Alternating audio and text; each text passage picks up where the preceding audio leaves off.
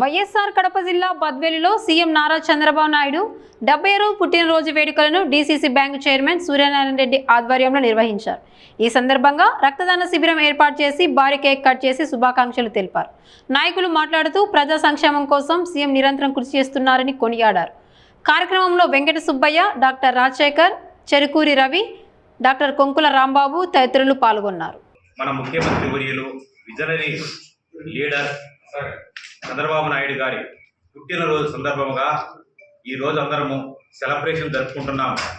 ఈరోజు రక్తదాన శిబిరం పెట్టి చాలామంది ఇస్తూ ఆయనకు మేము చంద్రబాబు నాయుడు గారి పుట్టినరోజు సందర్భంగా చాలా కార్యక్రమాలు జరుపుతున్నాం. అలాగే ఈరోజు భారీ కేక్ 76వ ఆయన పుట్టినరోజు సందర్భంగా ఆయనకు 76 కేజీల కేకును కట్ చేసి అందరికీ వచ్చిన ప్రజలందరికీ మంచి ఇందు భోజనంతో చేస్తున్నాము. అలాగే మన యొక్క నాయకుడు చంద్రబాబు నాయుడు గారు 76వ జన్మదినం జరుపుకుంటున్నాం. ఈరోజు ఈ యొక్క జన్మదినం ఆయన 1950వ సంవత్సరము ఏప్రిల్ 20వ తారీఖున ఒక చంద్రగిరి మండలం నారావారిపల్లెలో జన్మించడం జరిగింది. ఆయన కూడా ఒక రైతు కుటుంబం నుంచి వచ్చిన సాధారణ వ్యక్తి. అలాంటి వ్యక్తి మామూలుగానే అక్కడ మనలాగానే సైకిళ్ళ మీదనో నడుచుకుంటూనో వెళ్తూ ఆయన మన ఎస్వి యూనివర్సిటీలో ఎంఏ ఎకనామిక్స్ చేసి ఆ రోజుల్లోనే ఒక లీడర్ అంటే యూనియన్ లీడర్గా ఆ యొక్క యూనియన్ లీడర్లో పోటీ చేసి అక్కడి నుంచే ఆయన యొక్క రాజకీయ క్వాలిటీస్ అక్కడి నుంచే ప్రారంభమయ్యాయి. అప్పటి నుంచి కూడా ఇప్పటి వరకు కూడా ఎన్నో త్యాగాలు. ఆయన 1978లో ఎమ్మెల్యేగా పోటీ చేసి 28 సంవత్సరాలకే ఎమ్మెల్యే కావడం జరిగింది. అలాగనే అంజయ్య గారి ప్రభుత్వంలో సినిమాటోగ్రఫీ మంత్రిగా ప్రయాణం ప్రారంభించి ఎన్నో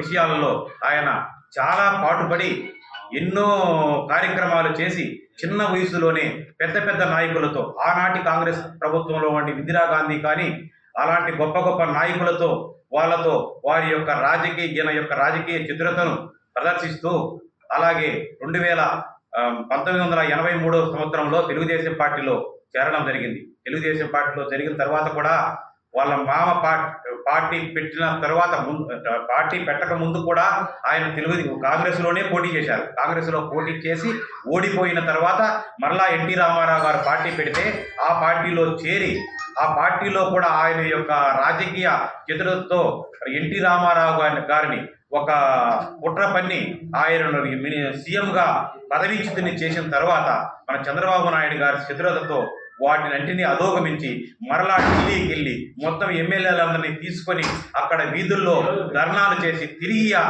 మన ఎన్టీ రామారావు గారిని సీఎంగా మళ్ళా కూర్చోబెట్టిన ఘనత మన చంద్రబాబు నాయుడు గారికి దక్కుతుంది. అలాగే అలా అయిన తర్వాత మళ్ళా 1994లో మన ముఖ్యమంత్రిగా చంద్రబాబు నాయుడు గారు మన ముందు ఉన్న రాష్ట్రంలో పెద్ద రాష్ట్రంగా ఉన్న మన విభజించక ముందు ఉన్న రాష్ట్రంలో ముఖ్యమంత్రిగా చేయడం జరిగింది. అది 94 నుంచి 95లో ముఖ్యమంత్రి అయ్యాడు. 95 నుంచి కూడా 2004 వరకు కూడా ఆయన ముఖ్యమంత్రిగా చేసి ఎన్నో కొత్త కార్యక్రమాలు చేయడం జరిగింది. ఆయన ఎన్నో ప్రజల వద్ద పరిపాలన అయితేమే కానీ అలాగే సాఫ్ట్వేర్ రంగాన్ని ఎంతో ముందుకు తీసుకొచ్చిన ఘనత మన చంద్రబాబు నాయుడు గారికి దక్కుతుంది.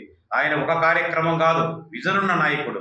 2020 అనే అప్పుడు విజన్ ఉండి ఎంతో చరిత్ర సృష్టించిన నాయకుడిగా పేరొందాడు. అలాగే ఇప్పుడు మన రాష్ట్రంలో ఇప్పుడు కూడా 2వసారి ముఖ్యమంత్రి, టోటల్గా 4వసారి ముఖ్యమంత్రిగా చేస్తున్న మన నాయకుడు.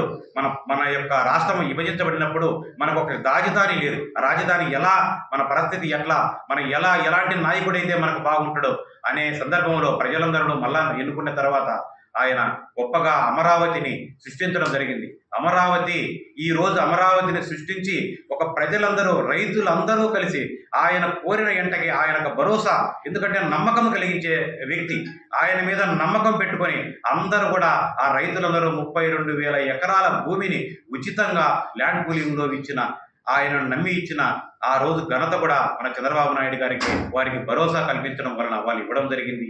అలాగనే అలాంటి గొప్ప వ్యక్తి మన ముఖ్యమంత్రి చంద్రబాబు నాయుడు గారు. అలాంటి ఎన్నో కార్యక్రమాలు, ఎన్నో ఎన్నో చెప్పాడు. ఎన్నో మన సంక్షేమ పథకాలు అయితే ఇప్పుడు చెప్పిన సంక్షేమ పథకాలు అన్నీ చెప్పాడు. సూపర్ 6 పెట్టాడు. సూపర్ 6 పథకాలు చెప్పిన పథకాలను చెప్పినట్టుగానే నెరవేర్చిన ఘనత మన చంద్రబాబు నాయుడు గారికి దక్కుతా ఉంది. అలాగే ఆయన చెప్పిన పథకాలను తూచా తప్పకుండా అన్నీ నెరవేర్చడం జరుగుతూ ఉంది. దాదాపు 90% నెరవేర్చాడు. ఇంకా చెప్పినట్టు కూడా నెరవేరుస్తాడు. అలాగే అమరావతిని కూడా ఇప్పుడు మన అసెంబ్లీలో దాని చట్టబద్ధత కల్పించి కేంద్రానికి కూడా తీసుకెళ్లి కేంద్రంలో కూడా రాజ్యసభలో లోక్సభలో రెంటిల్లో ఆమోదించుకొని శాశ్వతంగా మన అమరావతి రాజధానిగా నిలబడేటట్లుగా చేయడము చాలా గొప్ప విషయం.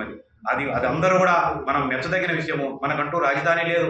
ఈ రాజధాని కావాలంటే మనకు తప్పకుండా మనకు పెద్ద పెద్ద నగరాలు, ఇటు చూస్తే బెంగళూరు, అటు చూస్తే చెన్నై, ఇటు చూస్తే హైదరాబాద్, మనకు ఆంధ్రప్రదేశ్కు ఏమీ లేదు.